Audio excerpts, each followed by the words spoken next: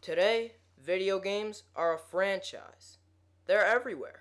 Every day, people are enjoying the gratifying experience of playing a video game. Whether it's a computer, an iPod, an arcade, or a video game console, it's an amazing experience interacting with a fantasy world amongst your wildest dreams.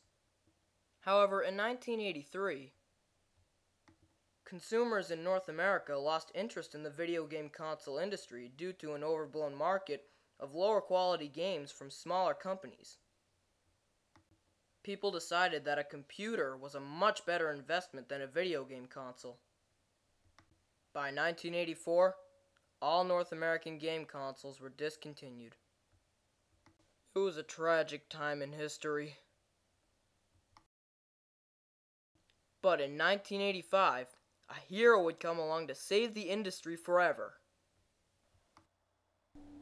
Nintendo. That's right, the Nintendo Entertainment System was released in the USA on October 18, 1985. It was the North American version of the Nintendo Famicom, which was released in Japan on July 15, 1983. It enjoyed great success and was the best-selling console of the 8-bit era. Over 60 million units sold worldwide. It was a front loader rather than a top loader. It has a nice door to keep dust out.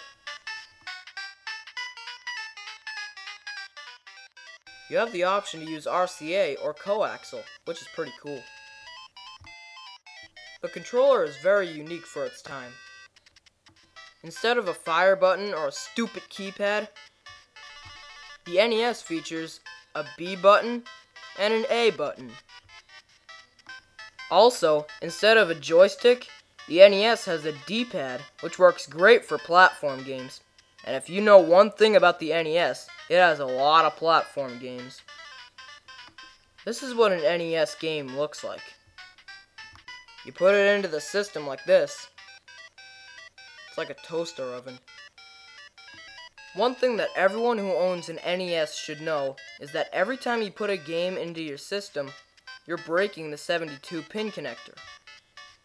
The 72-pin connector has teeth, and when you stick your game on it, it bends the teeth back, resulting in your 72-pin connector being unable to read the game in which you have deposited. So yeah, it did have some design flaws, but the NES was a great system. Instead of trying to get the rights to Space Invaders, the NES featured a fresh new library of games like Wrecking Crew, Hogan's Alley, Excitebike, Gyromite, Stack Up, the list goes on. Besides, Nintendo didn't need Space Invaders to have a totally awesome library of games. The game that came with the system was Super Mario Bros.